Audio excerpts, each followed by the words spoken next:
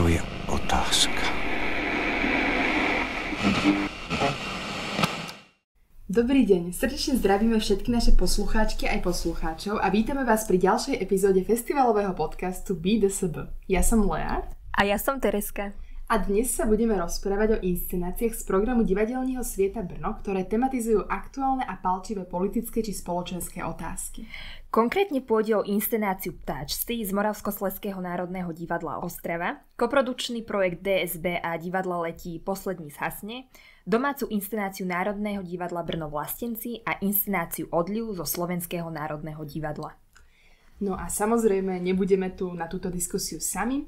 Už sú tu s nami aj naši hostia a hostky z radou stredoškolských a vysokoškolských študentov a študentiek, ktorým týmto ďakujeme, že prijali naše pozvanie a poďme si ich teraz teda predstaviť. Prvou hostkou je študentka divadelných štúdií na Masarykovej univerzite v Brne a šéf-redaktorka nášho festivalového spravodajcu, naša podcastová stálica Maťka Kostolná. Ahoj Maťka. Ahojte. Druhým hosťom je takisto študent divadelných štúdií, ktorý sa v rámci spravodajcu špecializuje práve na politické a angažované inscenácie s dôrazom na súčasnú politickú situáciu na Slovensku. Vítame medzi nami aj Peťka Felixa. Ahoj. Čaute. No a našu slovenskú zostavu dnes doplní študent z Českej republiky. Vítame preto medzi nami aj Jakuba Smekala, ktorý je zapojený v projekte Inside DSB. Ten umožňuje stredoškolákom a stredoškoláčkam nahliadnúť do zákulisia príprav divadelného festivalu a podieľať sa na jeho priebehu. Tak sme radi, že si tu s nami a ešte raz vás všetkých srdečne vítame. Keďže festival odštartoval prvým koprodukčným projektom s názvom Poslední zhasne od divadla Letí, môžeme ním pokojne začať rovno aj my. Ide teda o imerzívnu inscenáciu v priestoroch Brnenskej káznice, ktorá ponúka pohľad na viacero možných scenárov konca sveta. Tú otázku budem smerovať teda na teba, Maťka, keďže my sme tie dva elementy, tu čo to nakoniec videli. Len dva elementy, presne tak.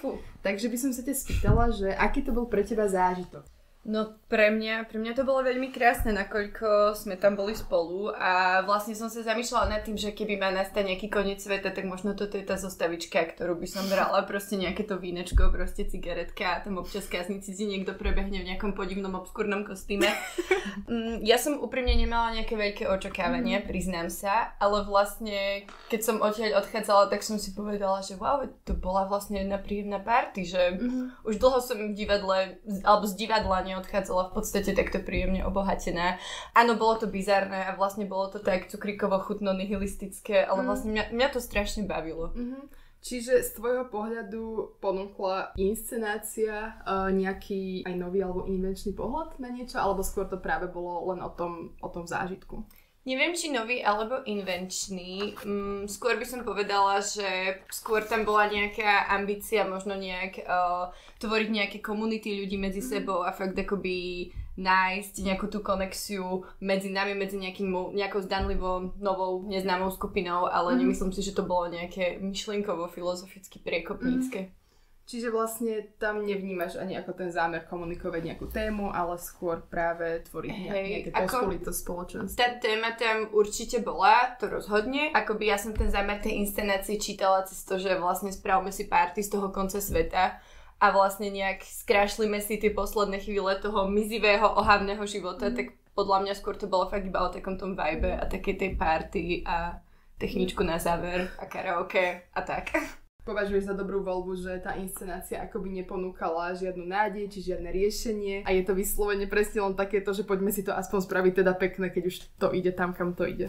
No úprimne, mne to pripadá asi ako nejaká najreálnejšia možná verzia toho, čo by sa dialo, keby je koniec sveta, lebo neviem, možno ja som príliš veľký nihilista na to, ale aj keď sme sa o tom práve rozprávali, keď skončil ten špíl, tak práve tam padali také tézy, že Ježiš, to bolo také depresívne, že nemáš na výber spraviť niečo s tým koncom sveta a tak, ale úprimne, keď je koniec sveta, tak je koniec sveta a proste sa môžeš hodiť o zem, môžeš spraviť salto, môžeš, ja neviem, čo chceš, ale nič s tým nespravíš. Mne to prišlo veľmi také reálne a vlastne ma to tak nejako to moje depresívne ja veľmi tak ukludnilo a utešilo, že vlastne že možno je fakt dobrý spôsob nejak sa rozlúčiť so svetom, keby tu do nás udrie nejaký veľký asteroid, že zaspievať si Davida Bowieho ako karaoke. To je podľa mňa dobrý spôsob, ako ísť. Za mňa teda. Akože v nejakom zmysle validné, ale teraz by som ešte aj obrátila možno túto otázku na vás, že aké témy v súvislosti s koncom sveta, alebo možno aký spôsob komunikácie skrz divadlo toho nejakého konca sveta, alebo tých tém, ktoré sa s tým spájajú, prečo by ten svet mohol skončiť, tak akým spôsobom by vám to prišlo vhodné vlastne spracovávať? Osobne si myslím, že keby bol koniec sveta, tak je to asi kvôli jadrovej vojne, takže myslím si, že téma, ktorá by mohla byť veľmi zaujímavo spracovaná na divadle, by bola práve nejaká tá nukleárna katastrofa. Mňa by dosť bavilo napríklad nejaký postapokalyptický akože zámer. A zároveň nevidel som túto inscenáciu, ale veľmi sa mi ľúbi taký ten pohľad na to, že dobre, poďme si to užiť. Možno by bolo zaujímavé, keby v takom prípade tam bola jedna osoba, ktorá ale má tie depresie a bola by smutná a nevedela sa s tým vysporiadať, že možno by to bola taká zaujímavý kontrast. Ono to tam vlastne podľa mňa v nejakom zmysle bolo prítomné, takéto, že áno, je časť ľudí, ktorí ako keby sa snažia veľmi takými rôznorodými, pofidernými spôsobmi s tým vysporiadať. Tak niekto sa zmení na krokodila. Niekto sa zmení na krokodila. Áno, presne, ale že v nejakom bode to ide až moc do toho bizáru asi a že nie sú tam nejaké reálne alternatívy. A ešte Jakub, možno, ak máš čo? Já jsem přemýšlel právě nad tím koncem světa ještě z jiného pohledu a to tak, že v nějaké rovině ten konec světa probíhá už teď. Podle pohledu toho, že vítězí blbost nad chytrostí nebo se vytrácí poctivost, mizí úcta, takže by bylo možná zajímavé nějakou tu hru udělat z prostředky našich charakteristik nebo nějaký příběhy se špatnými vlastnostmi, jestli teda má cenu ukončovat svět jakoby takto. Dobre, tak ďakujeme veľmi pekne za tieto zaujímavé postrehy a môžeme sa presunúť ďalej. Takže posuňme sa teda k inscenácii Ptáčci od Moravskoslezského divadla Ostrava. Tento inscenačný počín režisérky Aminaty Keiti na milostnom príbehu dvoch ľudí z odlišných kultúr poukazuje na izraelsko-palestínske vzťahy. Ja by som sa teda chcela spýtať, primárne teda Maťky a teba, Jakub, že ako ste vnímali toto spracovanie problematiky izraelsko-palestínskeho konfliktu? Môžeš, Maťka, možno ty teraz začať? Ja som sa tak s nádejou pozrela tu na kolegu vedľa mňa, Jakuba. Ale dobre, tak teraz začnem. Úprimne mne sa tá inscenácia nepáčila a nepáčila sa mi vôbec. Nebudem si tu brať nejak servitku pred ústa. Nakoľko mne veľmi prišlo, že mnoho práve tých tém, ktoré akoby bola tam šanca cez ten text ich nejako posunúť, nejak ich ľuďom vysvetliť, tak vlastne, že to sklzlo veľmi do nejakej roviny konformizmu a nielen konformizmu, ale vlastne takej stereotypnosti. Už len ten koncept, že v závere židovky mali vlastne na hlave hijab, čo absolútne nedáva zmysel a je to vlastne najväčšia stereotypizácia, rovnako ako v momente, keď slečna sa nejak spojí so svojimi arabskými koreňmi, akože za sekundu, že si povie, že počujem volanie mojich sestier, tak som absolútne 100% arabka a cítim mojich predkov, to tak proste nefunguje. A vlastne mi to prišlo, neviem, veľmi zbytočné. Rozumiem, že tam bola ambícia niečo tlmočiť a vlastne je to pekné, že tam tá ambícia bola, ale vlastne na mňa to neprenieslo nič z toho asi, čo to preniesť malo a čo to preniesť chcelo.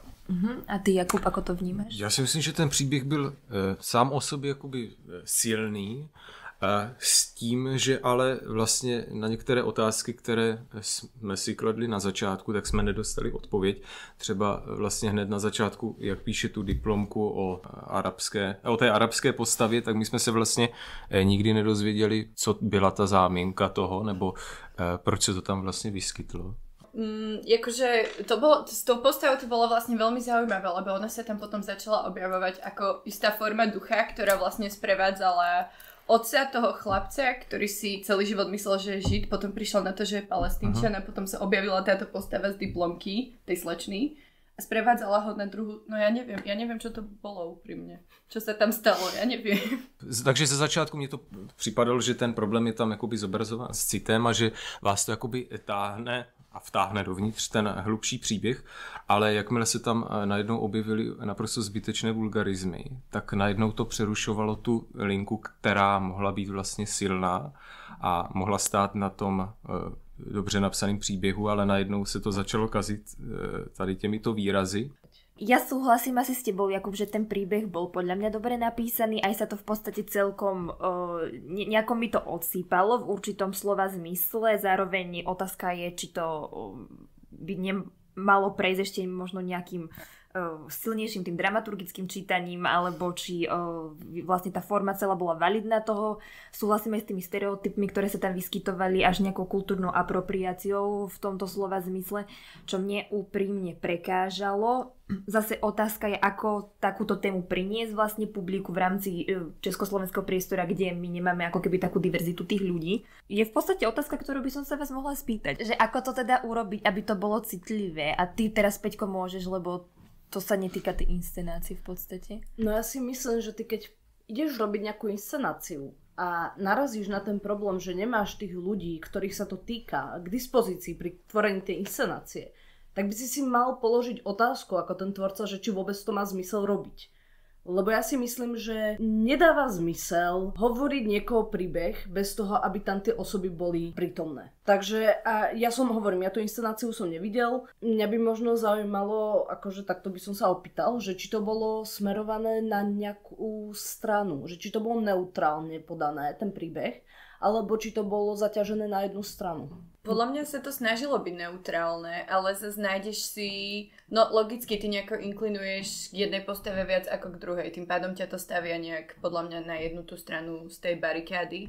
Ale já vlastně nevím odpověď na tvou otázku. Tam je otázka vlastně, která postava v té hře byla nakonec jakoby charakterem dobrá. Že vlastně já jsem pak na konci neviděl, komu jsem chtěl teda vlastně věřit, nebo kdo se mi líbil svým charakterem, nebo chováním, nebo tou svou situací.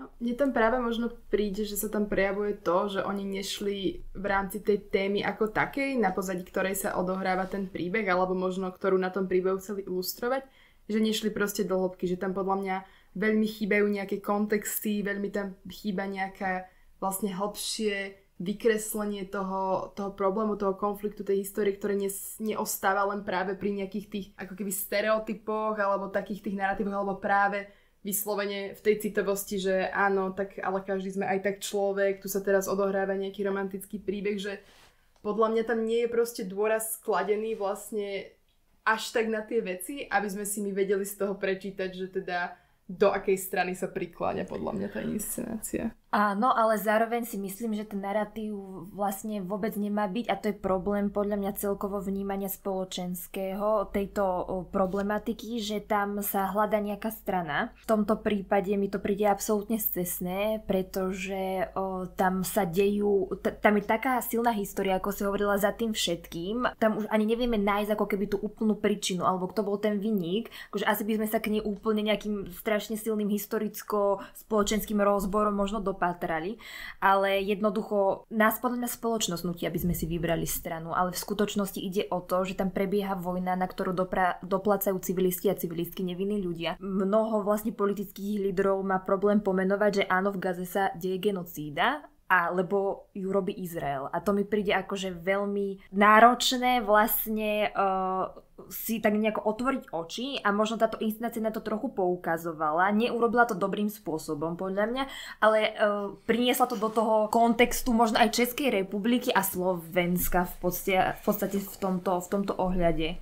Ja mám takú otázku, že prebehlo tam romantizovanie toho konfliktu? No ja si myslím, že tam prebehlo presne to, že to postavíš tak trošku do toho, že záplatka Róma a Julia. A mne to vlastne asi nepríde úplne vhodné takto komplexnú tému vlastne realizovať práve cez toto. Že to je podľa mňa v nejakom zmysle také zjednodušujúce, také reduktívne a vlastne prikláňa sa to do úplne iných podľa mňa strán potom viacej a nevyznejú z toho tie témy alebo to, čo má byť komunikované, to, čo vlastne tuto vravela práve Tereska. Zároveň, a o tom sme sa už predtým rozprávali, že je dobré, že tá téma aspoň trošičku vlastne vyšla nejakým spôsobom aj v takom proste veľkom divadelnom dome, ako je teda Moravskoslezské divadlo, v podstate, kde často sú to skôr také, povedzme, klasickejšie tituly a podobne, že sa teda vybral práve tento text a teda, že to nebol vyslovene, povedzme, nejaký proizraelský teraz narratív, ktorý je teda dosť prevládajúci v týchto geografických končinách. Takže to mi vlastne príde fajn, ale vo finále si ja teda osobne nemyslím, že to úplne prinieslo práve niečo viac.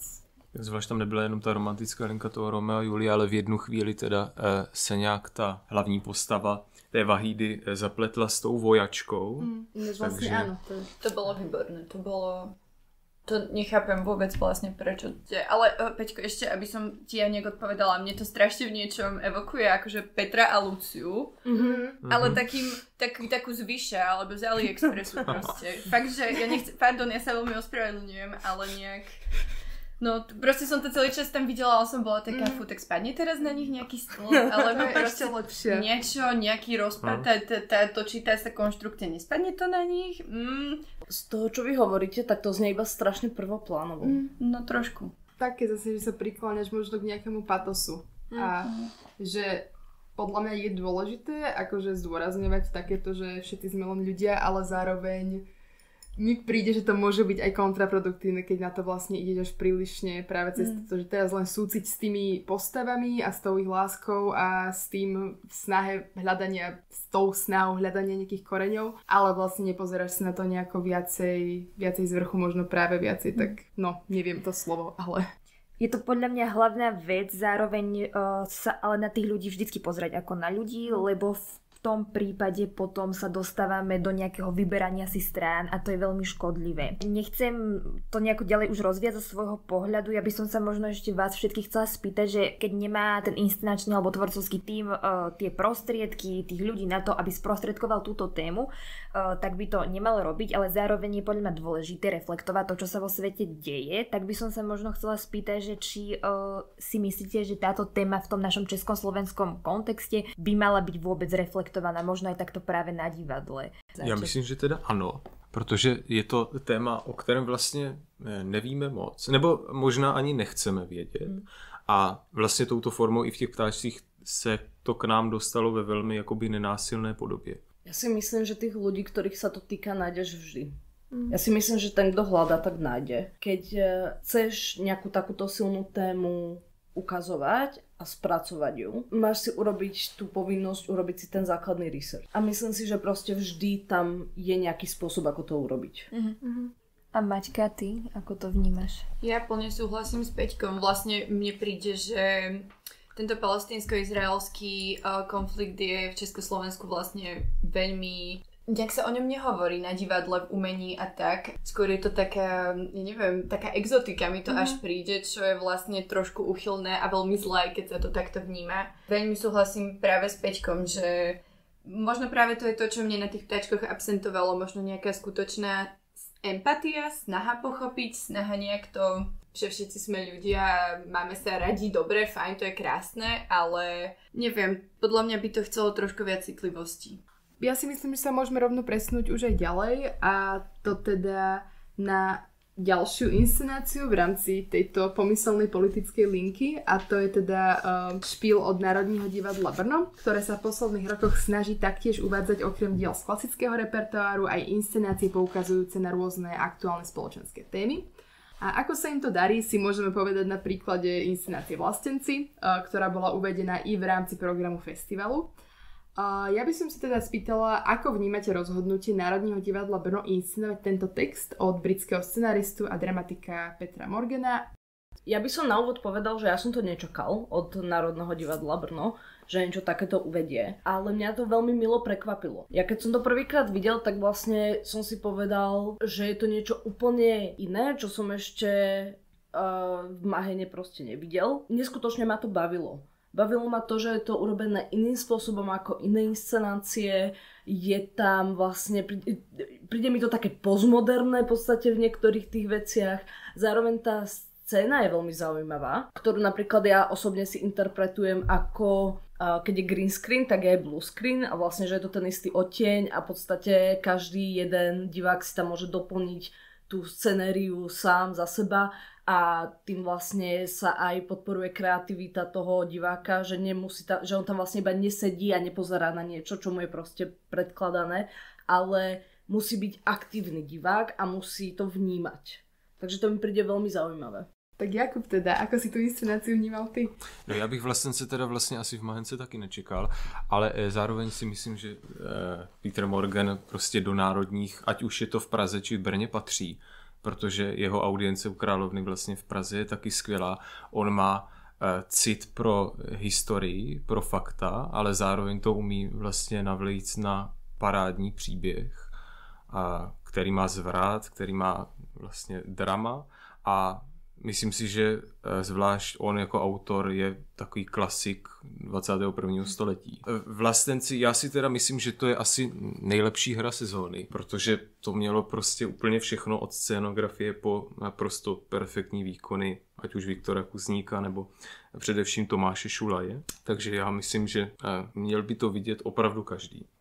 Tak ďakujem ti tiež za tento pohľad, Jakub a Maťka. Ako si to vnímala ty? Tak ja asi skondenzujem názory tuto oboch mojich prísediacich. Ja určite súhlasím, tiež si myslím, že je to asi najlepšia vec, čo v tejto sezóne v Mahenke sa uskutočnila. Zároveň, čo mne príde ešte skvelé na nejaký Margo Vlastencov povedať, a nebolo to tu zmienené, tak práve myslím, že Bára Gregorová mi hovorila, že práve tam sa veľa nejakých historických záležitostí a dátumov a deadlineov dopisovalo do toho textu, aby to bolo vlastne v tej českej situácii a kontexte tým divákom práve bližšie, lebo nemáme všetky tie údaje a informácie. A vlastne mi príde skvelé, ako sa to tam dopísalo, lebo ja osobne teda som nevedela odpozorovať, že čo je dopísané tu, ja neviem, Vítom ako dramaturgom a čo je tam vlastne pôvodne od autora. Takže aj po tejto stránke mi to vlastne príde veľmi, veľmi, veľmi silné a veľmi, by som povedala, možno aj akože európske divadlo, fakt, že značne európske divadlo a veľmi ma tiež bavila tá scéna, ja som ju teda skôr vnímala možno ako nejaký odkaz na Roberta Wilsona, alebo teda na mňa tá modrá farba, ktorá je práve v tom pozadí, fakt mi evokovala taký chlad toho Sibíru a úplne takéto, že jo, je mi zima, úplne moje kosti to obopína a teraz strašne mi je zima, ale vlastne musím nejak pokračovať v tejto situácii a musím nejak uvažovať. Neviem, za mňa to bolo veľmi silné. Priznám sa teda, že som to nevidela počas festivalu, ale ako štandardné vlastne uvedenie. Viem, že aj to standing ovation, čo tam vtedy bolo a viem, že na to sa asi budete ešte aj vy potom neskôr pýtať, tak to bolo fakt, že do sekundy, to som asi v živote nezažila v Mahenke, že by sa všetci naraz postavili jak taká vlna a dav. Ďakujeme veľmi pekne, Maťka. To, čo si ešte spomínala s tými faktami, že sa to tam dopisovalo, to som ja netušila. Ale zároveň sa mi páči, že sme vlastne presne boli v tej inscenácii vždycky ukotvení, čo napríklad, keď sa vrátim späť k ptáčkom, to sa nestalo. Že tam vlastne nevieme na akú, či sa to má vzťahovať k súčasnosti, alebo ešte tie konflikty, alebo všetky tie konflikty, ktoré sa vlastne stali v minulosti v rámci týchto dvoch kultúr.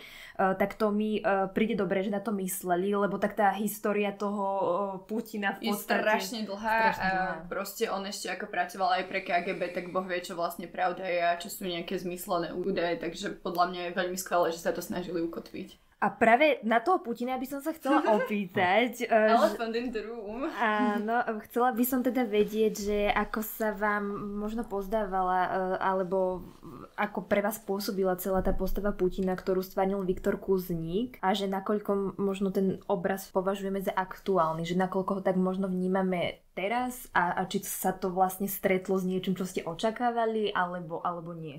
Tak Maťka, ty kýveš hlavou, tak môžeš povedať. No ja si myslím, že to bolo veľmi, veľmi reálne, pretože akoby ten spôsob, akým bol práve zobrazený inscenačne, že vždy bol nejak pod tou vecou v tej svojej pracovničke, tam s tými akustickými ostňami na stene, je vlastne niečo, ako Putin funguje a ako pracuje. On je vždy zalezený tam niekde v tom svojom proste bunkriku a tam si trávi čas s rodinou. Vlastne tak to je, alebo je teda na lyžiach, čo tam tiež bolo znázornené veľmi podľa mňa dômyselne a vlastne veľmi vtipne na to, aká tá situácia bola vážna. A ja si myslím, že je to veľmi aktuálne, nakoľko on v tých konfliktoch nejak priamo neúčinkuje prezentne a vždy je niekde schovaný. Takže mi vlastne prišlo úplne validné, že bol nejak oddelený od všetkých tých problémov a zvyšku tej scény.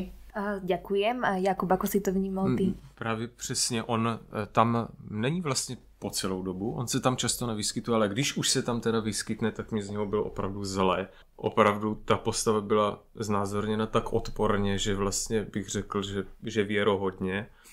Mne sa napríklad veľmi ľúbilo to, že ako spomínala aj Maťka, že vlastne tam bolo znázornené to, že robil rôzne aktivity A napríklad mne sa tam veľmi páčilo to, jak sa tam točil na tej stoličke a v podstate úplne ignoroval všetko, čo sa deje okolo. On tam fakt bol v tej svojej vlastnej bubline. Prišlo mi to tak metaforicky zaujímavo znázornené. Ale akože ako postava, myslím si, že Viktor Kuzník urobil veľký kus práce a je to fakt vidieť. Ďakujeme vlastne teraz vám všetkým. Ešte by ma zaujímalo, ako vnímate vy tú ľudskú tendenciu slepo nasledovať a glorifikovať takéto politické autority týchto politických lídrov, ktorí sa prezentujú často populistickými vyjadreniami a teda často podnecujú násilné tendencie, že možno čisto nejaké vaše postrehy, pohľady a môžeme si rovno od Peťka zase.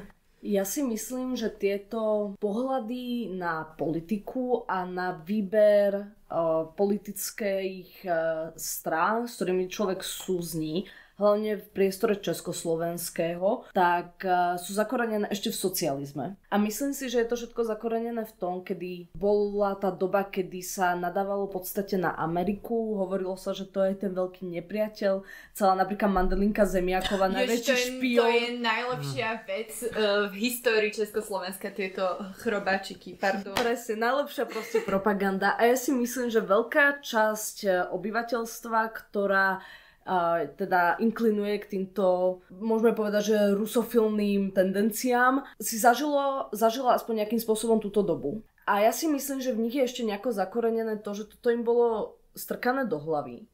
A oni v podstate nie, že si vyberajú aktívne tú proruskú stranu, ale oni chcú všetko, čo je protizápadné, čo je vlastne proti tomu, čo im bolo vštepované do hlav. Preto vlastne tie tendencie vidíme aj teraz. Myslím si, že ľudia bývajú častokrát ľahko manipulovateľní napríklad tým, že im kúpite guláš pred voľbami a budete sa s nimi pekne rozprávať, rozdáte nejakú ružičku, 2 a myslím si, že proste československý národ je v niektorých momentoch veľmi ľahko manipulovateľný.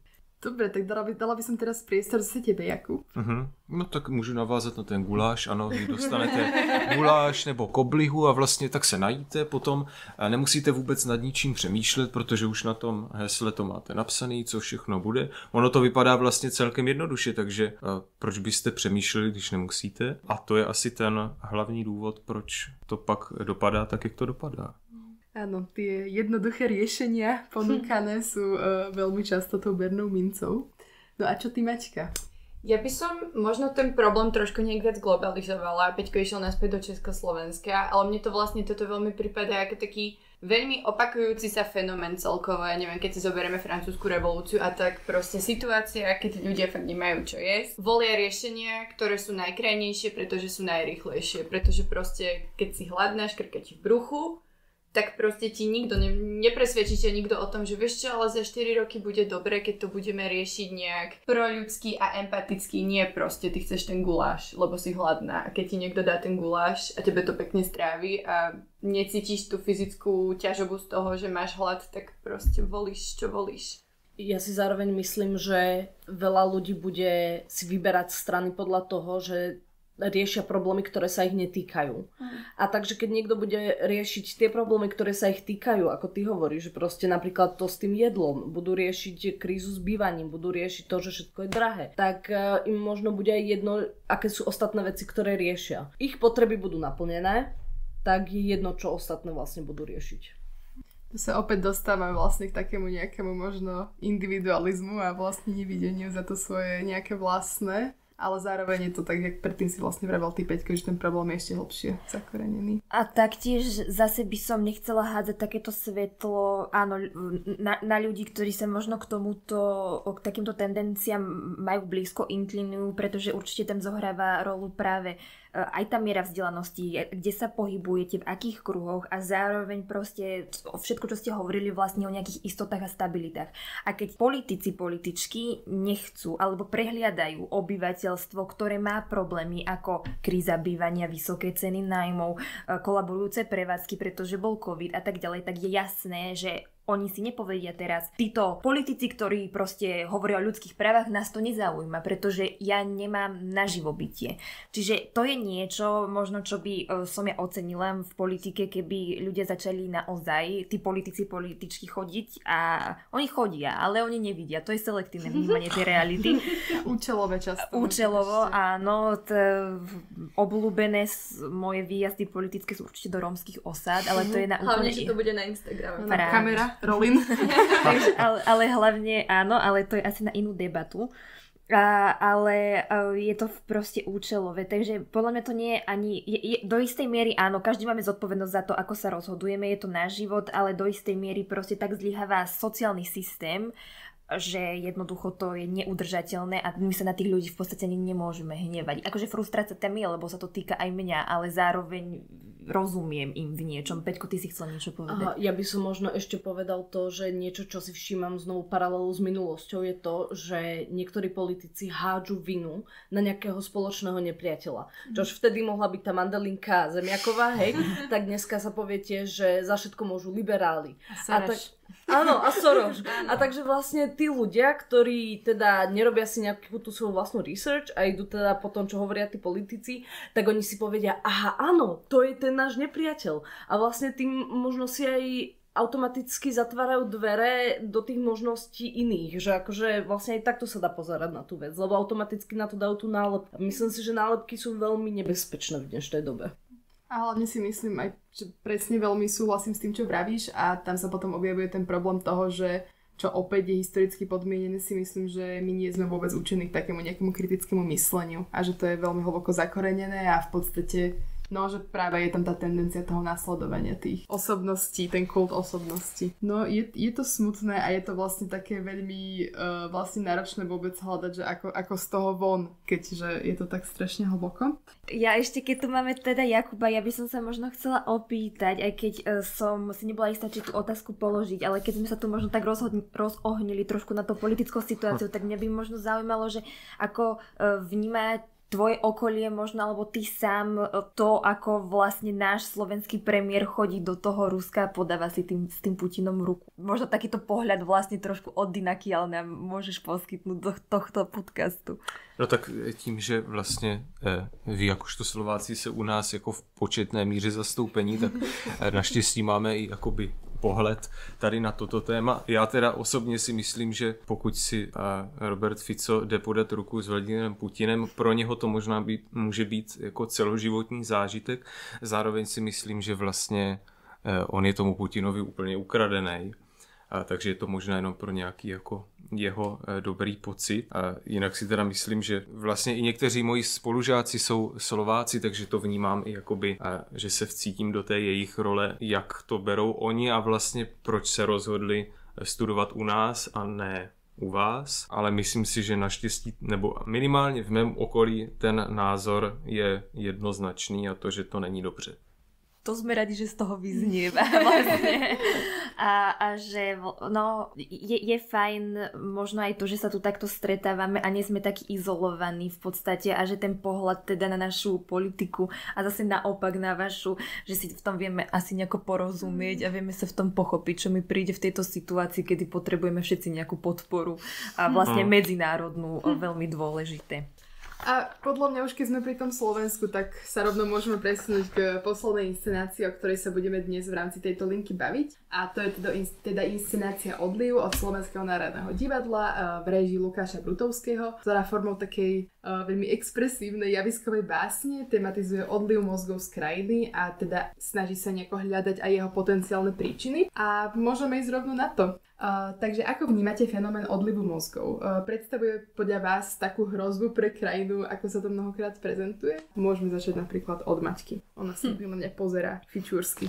Fičúrsky to bol taký pohľad, že prosím, nepýtaj sa. Takto, odliv mozgov je samozrejme pre každý štát veľký problém, ale zároveň práve v prípade Slovenska si myslím, že je to niečo, čo veľmi vyhovuje súčasnému politickému vedeniu, pretože oni rátajú s tým, že to nie sú ich voliči. Im je to jedno. Oni nebudú robiť nič preto, aby sa tí nádejní študenti, ktorí odišli z zahraničia, vrátili, teda do bodu, ak stále bude vládnuť Smer a Robert Fico. Problém to určite je, Myslím si, že nejak, ale bohužiaľ sa to úplne nedá zastaviť. Zároveň, keby to možno chceme trošku globalizovať a chceme byť možno trošku konšpirátori, tak vlastne mi to dáva zmysel aj nejak celkovo, čo sa týka nejakého, lebo čítala som nedávno článok práve, že nastáva nové sťahovanie národov a vlastne možno, neviem, možno sa to deje, možno sú to tie znamenia a správy. Problém to je, ale myslím, že u nás na Slovensku sa to bohužiaľ riešiť nebude a tie mozgy budú odchádzať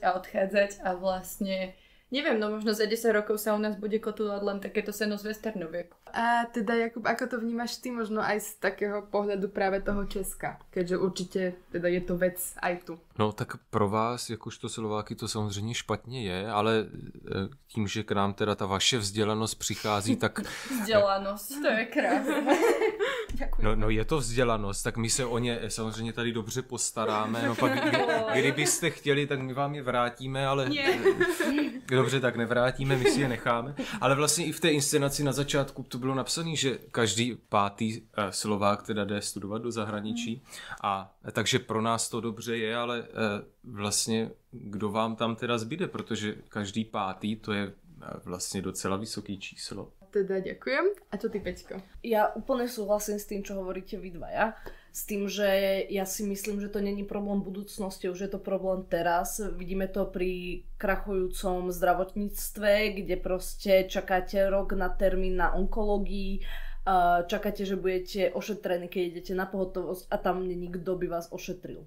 Sú to problémy, ktoré sa aktívne dejú, nemáme tu lekárov, boli tu rôzne opatrenia, ktoré sa snažila vláda presadiť, aby tu vlastne tí lekári zostali, kedy neviem, či to vôbec vlastne teraz funguje, ale to, že pokutovať proste študentov, ak odídu študovať medicínu do zahraničia a nevrátia sa, čož je proste šialené. Ale ja sa nedivím, ja som tiež Slovák, ktorý žije v zahraničí. Odkedy som vedel, že chcem ísť na vysokú školu, tak som rátal s tým, že pôjdem do Čiech alebo niekam ďalej. Nikdy som nerozmýšľal nad tým, že zostanem na Slovensku a je to z viacerých dôvodov. Je to preto, lebo naše školstvo nemá také možnosti ako to zahraničné. Cítim obrovský rozdiel medzi tým, čo sa učíme tu v Čechách a na akej úrovni sa učíme na Slovensku, keďže mám kamarátov, ktorí stále študujú na Slovensku. Zároveň ja ako osoba, ktorá je proste trans, tak necítim sa tak bezpečne vo vlastnej krajine, z ktorej pochádzam, ako v zahraničí. Cítim obrovský rozdiel, keď idem po ulici tu v Brne a keď idem po ulici vo svojom rodnom meste. Je to neporovnateľné. Ďakujeme veľmi pekne, že si sa aj takto otvoril možno a pomenoval tie problémy u nás v krajine. Ja sa ešte dopýtam Maťky teraz takú generickejšiu otázku, ale možno aj ty môžeš povedať tie dôvody vlastne, že prečo si sa rozhodla odísť do Česka a či sa vôbec plánuješ vrátiť niekedy na Slovensku. Úplne sa vrátiť neplánujem, vlastne vôbec. Prečo som sa rozhodla ísť do Čiech? Mala som to veľmi podobne ako Peťko. Ja som vedela, že nechcem zostávať na Slovensku, pretože tá úroveň toho vzdelania je oveľa horšia a oveľa nižšia, ako je to v Čechách alebo niekde inde.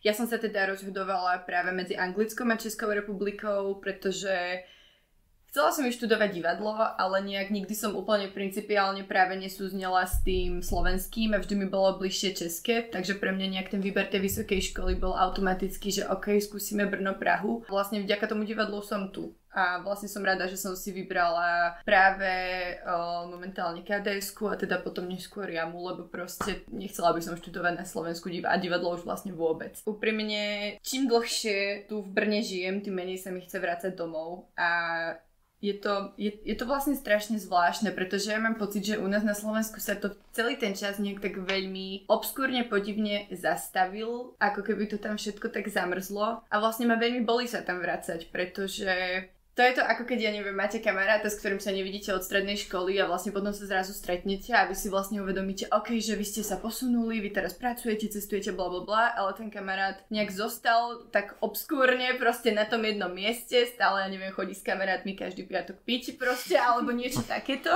Taký máme pocit, keď sa vždy vraciam domov. Či už je to prostredie, či už sú to ľudia a vlastne je to veľmi smutné. Čím dlhšie študujem tuto v Česku, teraz vlastne, keď budem písať bakalárku, tak som sa rozhodol písať o situácii na Slovensku.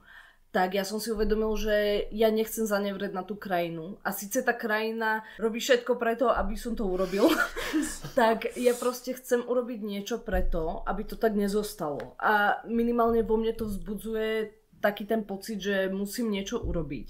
A ja viem, že keď napíšem nejaké 2-3 texty, nič to neurobí, ale stále mám takú tú nádej, že možno raz budeme všetci šťastní a neviem, to také fakt pekné, že proste treba to riešiť, musíme bojovať aspoň takto zo zahraničia, kde sú napríklad tá pôda je bezpečnejšia, možno tým ľuďom nejako otvoríme tie oči. Ja som rada, že to hovoríš, pretože si myslím, že podľa mňa aj teraz často už aj my ako teda nejako zahraniční študenti a študentky a teda vo všeobecnosti Slováci a Slovenky, ktorí nejakým spôsobom reflektujeme túto situáciu, takže začneme byť taký beznádejný celkom, alebo už fakt také čierne myslenie, že sa to už nikdy nezmení, takže si myslím, že toto je vlastne veľmi, veľmi krásne, že to takto vnímaš a že sa ty si na tú krajinu nebral. Áno, to je určite pozitívne a ešte sa k tomu nejako viacej dostaneme, ale by som teraz chcela dať priestor možno Jakubovi, aby nám povedal, že aké má on plány, že či plánuješ napríklad ešte odísť niekam do zahraničia, prečo a možno, aj si sa tomu už trochu dostal, ale ako intenzívne možno práve sleduješ to dianie na Slovensku. Tak zatím teda studium v zahraničí asi úplně v plánu nemám, protože je mě v Brně dobře, protože já jsem Brňák, takže mě se z Brna nechce, já jsem rád, že je v Brně dobře i ostatním tady. Je to tak. A navíc v tom hudebním světě přeci jenom studovat, řekněme ještě v jiném městě u nás, řekněme, je šance menší, ale pořád to jde, ale přeci jenom dostat se do zahraničí je pro, řekněme, průměrného studenta klavíru prakticky nemožný. Takže mně to asi nevadí, že bych zůstal v Brně, to rozhodně ne.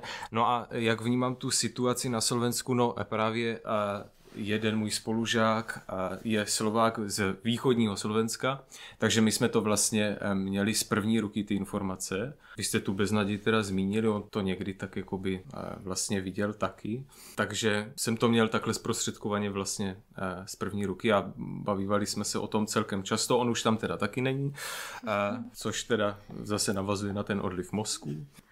Čo pre vás vôbec znamená ten nejaký pojem slovenskosti? Alebo čo je to naše, to slovenské? Čo vám napadne, keď sa povie Slovak, Slovenka? Maťka, môžeš začať.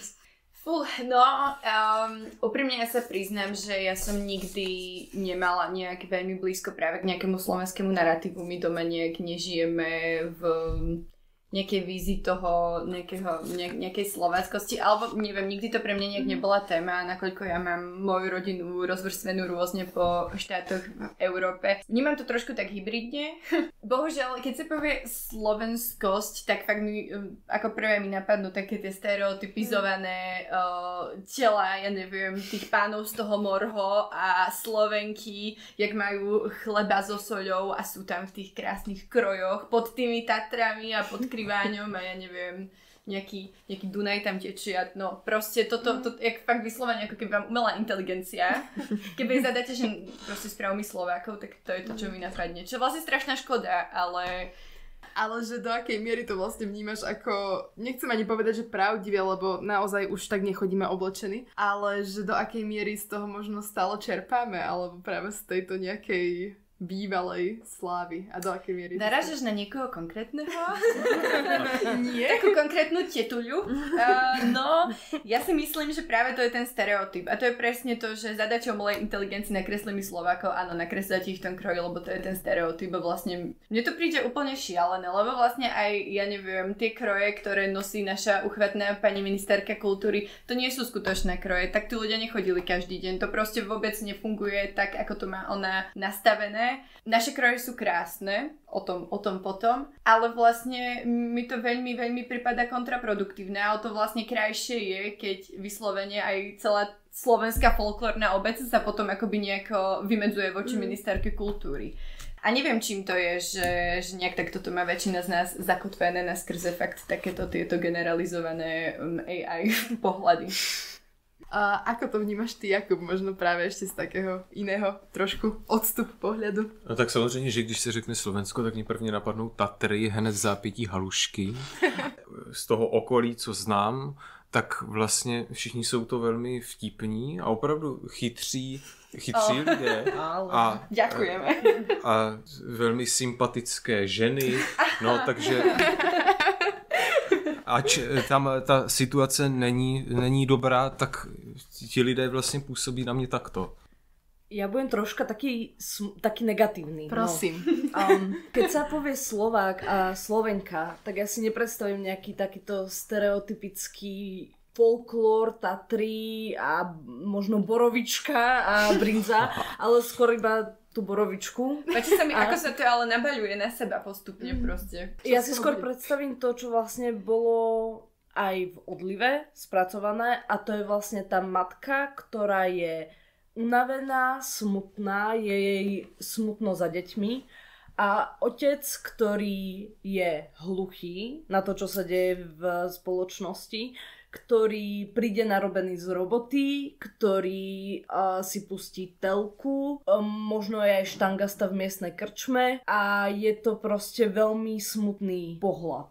To, čo ja si predstavím, keď sa proste povie Slovák a Slovenka. Keď sa povie Slovensko, tak si predstavím peknú krajinu, ale akože osoby, tak si predstavím fakt smutný obraz.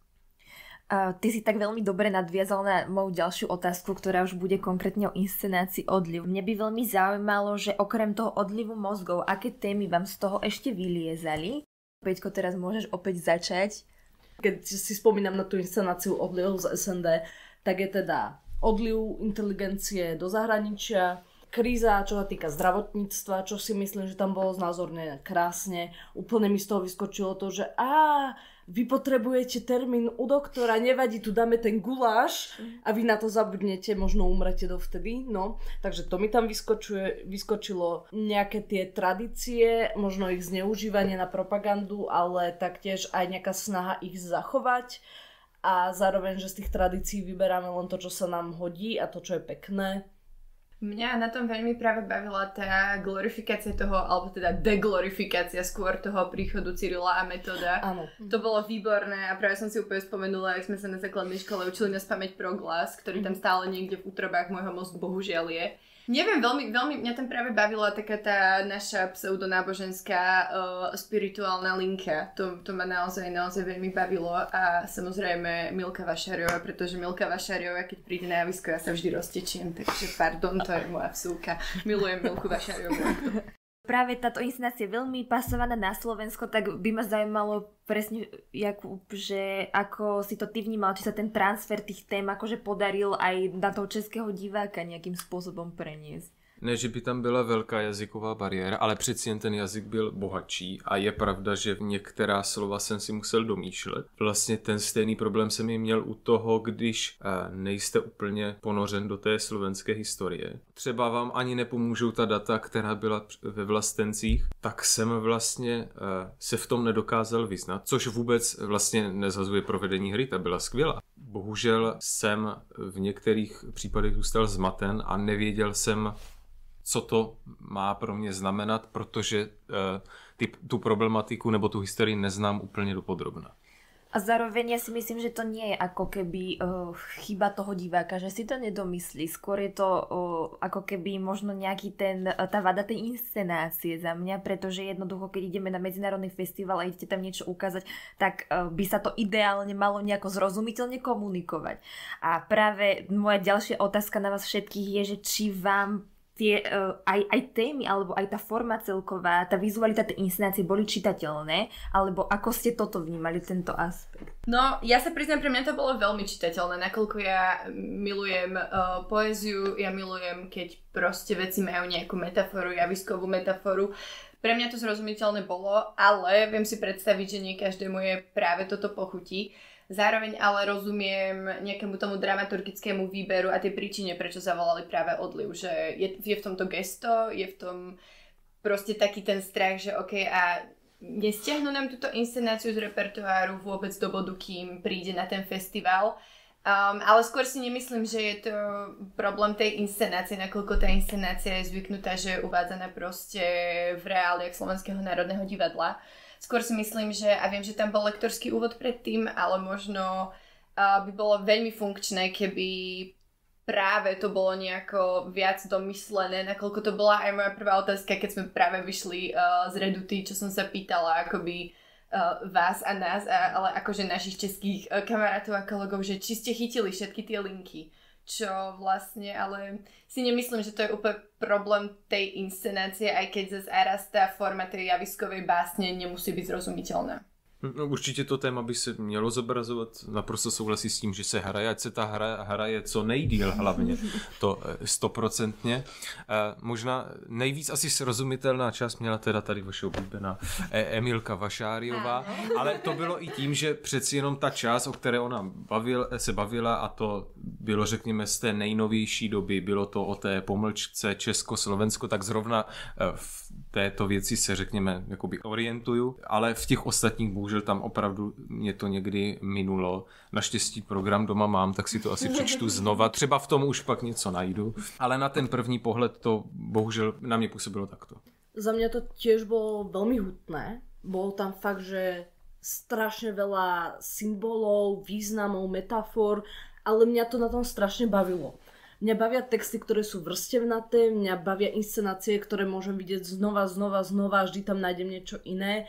Baví ma to dekodovať, nejako skúmať, piplať sa v tom, ale rozumiem, že pre niekoho, kto není zo Slovenska a zároveň niektoré tie témy a motívy sa ho netýkajú priamo, tak mohli byť zmetočné. Čo si nemyslím, že je úplne zlé. Myslím si, že tých ľudí, ktorých to zaujalo, tak to mohlo podnietiť k tomu, aby si urobili nejaký ten rešerš a niečo si o tom napríklad nájsť. Že niekto bol taký, aha, hento s tou srnou som vážne nerozumel, tak si teraz nájdem, že vlastne prečo tam spomínali nejakého Nemca. A myslím si, že to je to, čo divadlo má robiť. Že má to vyvolávať nejaké otázky, má to vyvolávať nejaké pocity a má to nutiť človeka k zamysleniu. A to ve mně vyvolalo, takže přesně ano, po této inscenaci jsem se chtěl do toho teda ponořit, abych věděl, co a jak se tam konalo. Ja som stále na to tak narážala z hľadiska toho, že vlastne, keď sa bavíme o nejakých kultúrnych transferoch, samozrejme nie vždy všetko musí byť doručené, a aj som sa tak pýtala, lebo veľa ľudí sa smialo, že či to ale bolo tí Slováci a Slovenky, ktorí v tom javisku sedeli. Áno, niektoré veci boli, ako si ty povedal, Jakub, z tej skoršej doby, čo sme si už všetci pamätali, tak len je to otázka toho, idem niečo uvádzať na medzinárodnom festivale, či vlastne tam môže vzniknúť nejaký ten javiskovo-hľadiskový dialog, ale zase súhlasím aj s vami, že tam sa to má odkrývať a nemusí byť všetko jasné. Ja si myslím, že niektorý ten smiech bol spôsobený aj tým, že to proste bolo vtipné. Že to, ako to bolo vystavené napríklad to s tou srnou, no, keď tam potom znova spomínali to meno, keď ona tá pani začala hovoriť po nemecky. Johann. Tak si myslím, že človeku to došlo z toho kontextu, že aha, jedná sa o nejakú nemeckú osobnosť, ktorá je dôležitá, a potom keď teda bola neskôr spomínaná, tak to bolo automaticky vtipné. Takže ja si myslím, že niektorý ten smiech bol teda spôsobený aj Slovákmi v hľadisku, ale niečo z toho bolo proste vtipné. A ja by som možno poslednú otázku mala. Keď sme sa tak bavili už o rôznych týchto inscenáciách, mňa by možno zaujímala, že ktorá z tej politicky angažovanej linky, ktorú sme mali možnosť vidieť na divadelnom svete Brno, vás nejak najviac oslovila. Za mňa to bol Odliv. Možno som troška zaťažený, lebo som Slovák, ale naozaj za mňa to bola tak úžasná inscenácia, ktorá, ako hovorím, bola vrstevnatá, môžem sa v tom piplať, mám doma kúpený ten program, teším sa, ako si budem počiarkovať veci. A bavilo ma na tom to, že to teda môžem nejako odkrývať. Zároveň tá diskusia potom bola veľmi príjemná. Napríklad rezonuje vo mne jedna vec, čo povedala v diskusii potom herečka Jana Oľhová. A to je to, že keď s tou inscenáciou Odliv idú do zahraničia, konkrétne do Čiech, tak sa ľudia viac smejú. A ja som si tak pokladal otázku, že prečo. A myslím si, že to môže byť aj tým, že ľudia sú tu inak mentálne nastavení, dovolia si viac byť otvorení, nemajú pocit, že musia byť v divadle proste ticho a v tichosti sedieť, ale zároveň si myslím, že to možno aj tým, že sa ich tá téma netýka priamo. Že si dovolia sa zasmiať, pretože vedia, že toto není realita, ktorou musia každý deň žiť. Kdybych to vzal postupně, tak odliv teda mě inspiroval k tomu, abych si něco našel navíc. Ptáčci ve mně vyvolali to, že to, co jsem se dozvěděl, tam mi asi bohužel stačí. Takže za mě 100% vedou vlastenci a na vlastence jsem šel s tím, že o té historii vlastně nic nevím, ale ta hra samotná mi dala tak přesný obrázek toho, jak to tam vypadalo a vypadá, že už jsem vlastně to měl od začátku do konce, řekněme, jak to vypadalo a s absolutním pochopením. To znamená, že za mě vlastenci. Mňa, a to je zrovna inscenácia, ktorú uvidíme možno dnes, a je to práve Odysea od Davida Pašku, ktorú sme my videli teda v Kutnej Hore. Viem, že to bolo asi jedno z najviac angažovaných divadiel, čo ma zasiahlo nejako. A práve pre ten spôsob, ako sa tam vlastne pracuje s tou naráciou, aj s tou rýchlosťou, aj s tými témami. Ale vlastne potom tiež ten odliv, no, to je... Možno tiež som trošku ovplyvnená, nakoľko som Slovenka, ale ja mám proste veľmi rada tvorbu Lukáša Brutovského, mám rada javiskovú poéziu celkovo a ja som veľmi vizuálne na divadlo orientovaný človek a práve niektoré tie obrazy boli pre mňa veľmi silné, že doteraz sa mi vybavujú niektoré tie obrazy. Tak my vám veľmi pekne ďakujeme, že ste prijali naše pozvanie. Tak dnešnými hosťami a hostkami teda boli Maťka Kostolná, Jakub Smekal a Peťko Felix. A ďakujeme aj všetkým poslucháčom a poslucháčkam nášho podcastu a budeme sa tešiť na budúce. Naslyšenou. Naslyšenou. Pa, pa. Ahoj. Dovidenia. Počúvali ste podcast BDSB s Tereskou, Milanom a Leou. Ďakujeme a tešíme sa na budúce.